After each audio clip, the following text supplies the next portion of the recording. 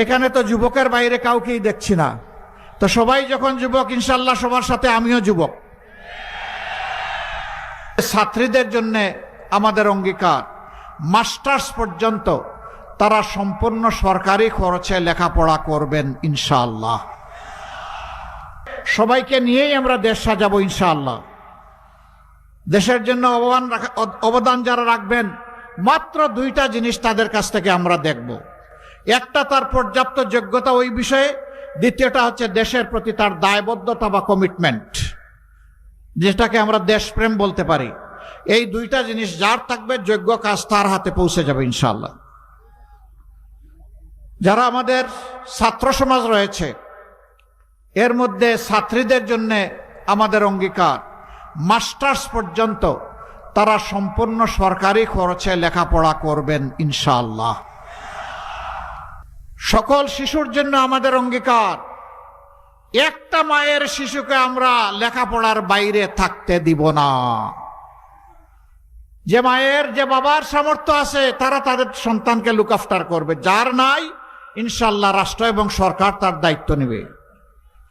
আমরা চাই, আল্লাহর কাছে দোয়া করি, শুধু রাজার ছেলে রাজা নয়, বংশ পরম্পরায় নেতা নয়, বরঞ্চ আজকে যিনি কঠোর পরিশ্রম করে রিক্সা চালান, নুন আনতে যার পাট্টা পুরায়, তারও যদি মেধাবী ছেলে থাকে, সেই মেধাকে বিকশিত করে আল্লাহর কাছে দোয়া করি ওই ঘর থেকে আগামীর প্রধানমন্ত্রী যেন বের হয়ে আসে। তাহলে ওরা বুঝবে দুঃখী মানুষ কেমনে বেঁচে আছে, ওদের দায় দরদ বেশি হবে, আর ওই জমিদারি প্রথার রাজনীতি ভেঙে চুরমার হয়ে যাবে। প্রিয় দেশবাসী, দুইটা ভোট, প্রথমটা গণভোট, তাই না? গণভোটে কি বলবেন আপনারা? হা মানে আজাদি, না মানে গুলামি।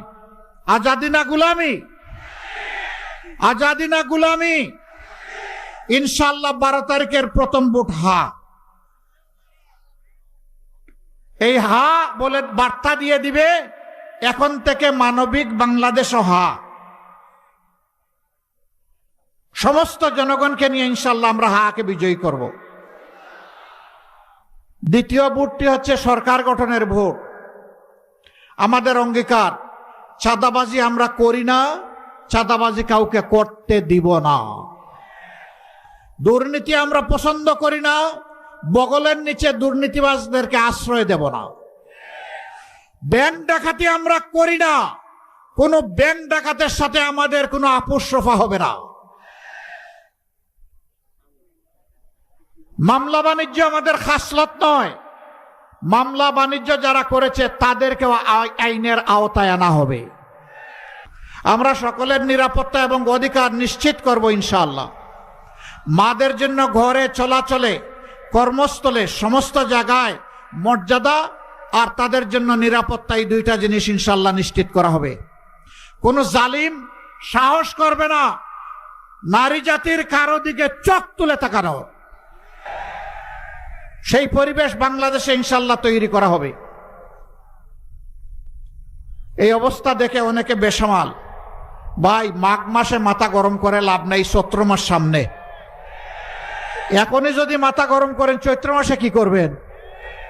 পুরো আউট হয়ে যাবে। ঠান্ডা রাখেন, ঠান্ডা রাখেন, মানুষকে বুঝার চেষ্টা করেন, মানুষ কি ভাবছে কান পেতে শুনেন।